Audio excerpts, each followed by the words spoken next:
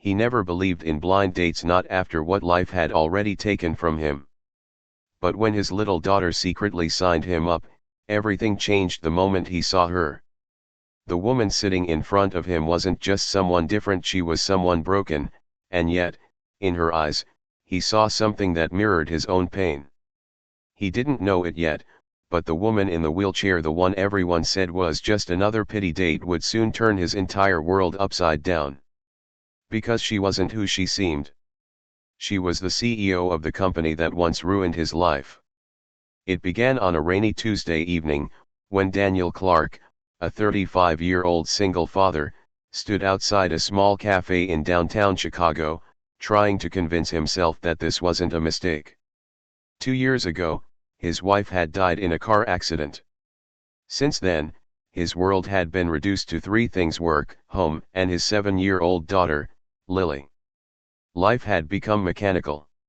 He didn't smile much, didn't dream much, didn't feel much. Lily, however, was sunshine in sneakers. She'd seen her father slowly disappear behind walls of quiet grief.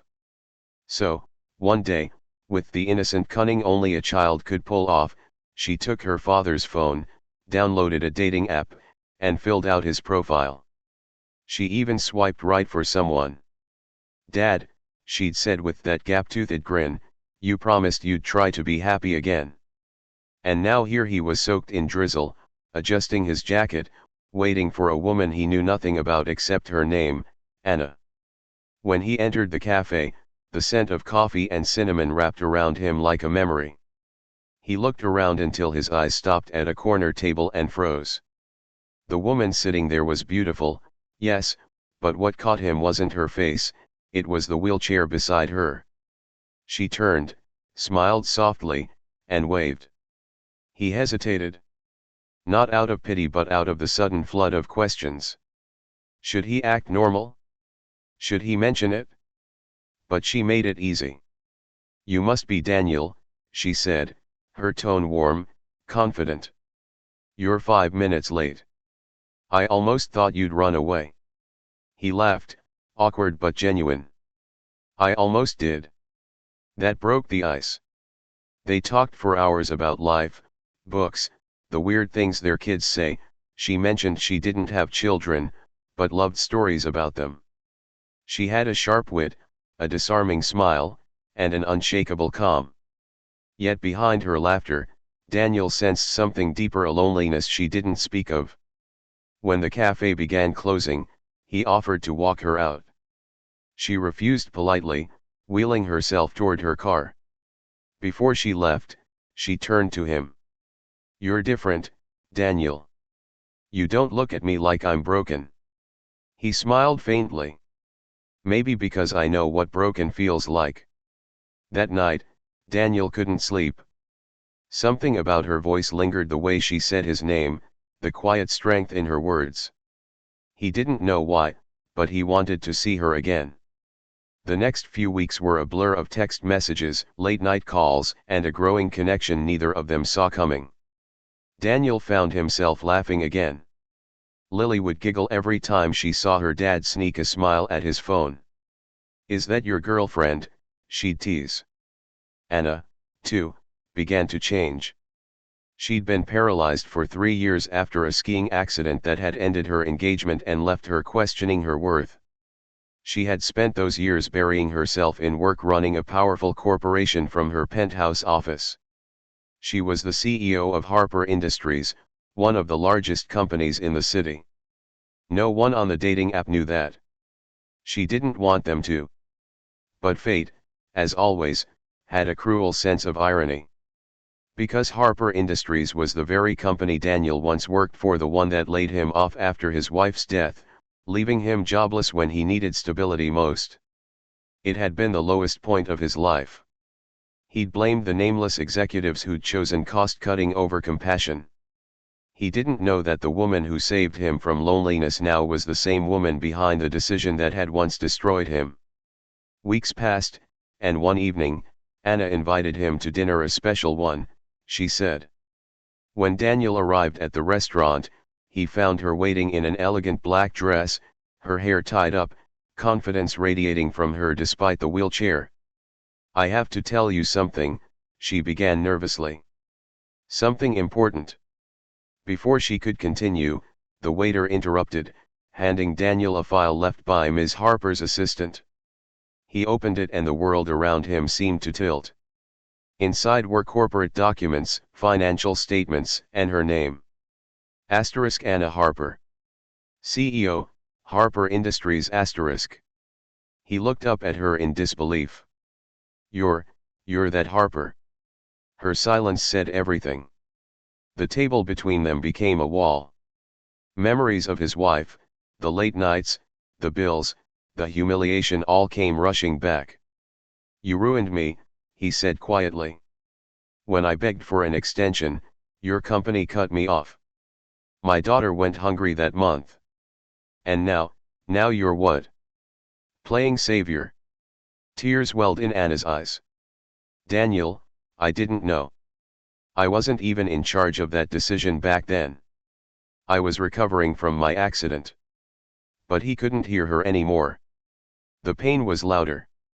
He walked away that night, leaving her alone in the restaurant, trembling. Days turned into silence. Neither called. Anna felt guilt claw at her for her company's past, for her hidden truth, for the love she might have lost. Meanwhile, Daniel sank back into his shell, trying to convince himself it was for the best. But every time Lily asked, "Where's Miss Anna?" something inside him cracked a little more. Then one afternoon, Lily came home crying. "Daddy, Miss Anna came to school. She gave me a new wheelchair for my friend Ben. She said it's from you." Daniel froze. Anna hadn't given up on kindness even after he'd walked away. That night, he went to her office. She was there, alone, staring out the window. The city lights painted her in silver and sorrow. "You were right," he said softly. "You didn't look at me like a charity case. And I shouldn't have looked at you like a mistake." Anna turned, tears glistening. "I don't need your forgiveness, Daniel. I just wanted you to know that some people fight their battles sitting down and some standing up. But pain doesn't measure our worth." He stepped closer. "Then let's stop fighting alone." For the first time, he knelt beside her wheelchair, took her hand, and smiled. Maybe we were both paralyzed just in different ways. Months later, the same cafe saw them again, this time with Lily giggling between them. Anna wasn't just a CEO anymore, she was family. And Daniel wasn't the man who lost everything, he was the man who learned that love sometimes finds us when we stop running from the past. As the camera pans out, Anna's voice would narrate softly. "Sometimes, life tricks us not to hurt us, but to show us that the people meant for us aren't perfect. They're just brave enough to love us anyway." And in that quiet truth, two broken souls finally learned how to heal together. Continuation, Chapter 2. The morning sun poured gently through the glass walls of Harper Industries, painting golden streaks on the polished marble floor. It had been 6 months since that night, the night Daniel walked back into Anna's life and decided to stay. But the story didn't end there. Love was not the final reward, it was the beginning of something even harder: healing. Daniel had taken a small job again, not glamorous, but honest work. He was back on his feet, though not yet back to dreaming big. Anna had offered him a position in her company, but he refused. "I don't want to be your charity," he had said kindly. "I need to build myself before I can stand beside you." She understood. That was what made her love him more. Their relationship grew quietly, away from the noise of gossip and status. Every Friday night, Daniel and Lily would visit Anna's apartment. They'd cook together Daniel's spaghetti, Lily's clumsy garlic bread, and Anna's favorite mint tea. Those evenings were simple, yet sacred. The laughter, the warmth, the unspoken healing, all of it stitched them closer. But not everyone was happy about it. Inside Harper Industries, whispers had begun. "The CEO is dating a former employee. A single dad. What image does that send? Board members started to question her judgment. Investors grew nervous. And in the midst of a billion-dollar merger, a scandal could destroy everything Anna had rebuilt. Her assistant, Carla, warned her one morning, "They're planning a vote next week. Some board members think you're distracted. They want you to step down as CEO." Anna felt the familiar ache in her chest, not from fear of losing power, but from knowing that the world still saw her wheelchair before they saw her worth. She'd worked her entire life to prove she wasn't weak. And now, they were using her heart against her. That evening, Daniel found her sitting in the dark office, her eyes fixed on the skyline. "They're coming for my position," she whispered. "Then fight," he said gently. "I can't risk you and Lily getting dragged into this," she replied. "The media will eat the story alive, CEO in love with the man she once fired. It'll destroy everything." He stepped closer. "You think I care about headlines? You didn't walk away when I blamed you. Don't ask me to walk away now." But the next morning, Anna was gone. No calls, no messages. Her assistant said she had taken a short leave for personal reasons. Daniel tried reaching her, but silence became his answer. Days turned into weeks, and he feared the worst, that she'd chosen her company over them. Until one afternoon, while he was picking Lily up from school, a news headline flashed on a passing screen. "Harper Industries CEO resigns, names successor at emotional conference." Daniel froze. The clip showed Anna, poised yet fragile, addressing a crowd of reporters. Her voice trembled but never broke. "I once believed success meant never needing anyone," she said. "But life taught me that true strength isn't about standing tall. It's about standing together even if one of you can't stand at all. I've found my peace, my purpose, and my reason to keep going. So today, I'm stepping down, not because I'm weak, but because I've found something worth more than titles." He could barely breathe as he watched her eyes glisten with emotion. She didn't name him, but her every word felt like it was written straight for him. That night, she showed up at his doorstep, no guards, no assistants, no wheelchair-accessible car. Just her and a small bouquet of wildflowers in her lap. "I thought you chose them," he said softly. "I chose us," she replied. "But I had to end one life before I could start another." He took the flowers and smiled. "You didn't have to give up everything." She looked into his eyes, her tone calm but firm. "I didn't lose anything. I just stopped pretending I was okay in a world that rewarded masks." From that day on, Anna started something new, a foundation for people with disabilities and single parents who had lost their jobs unfairly. Daniel joined her, not as a charity case, but as a partner, managing outreach programs, helping families, and using his own story to inspire others. Lily became the little heartbeat of their mission, bringing laughter to every office they opened. Their love wasn't a fairy tale, it was real, imperfect, raw.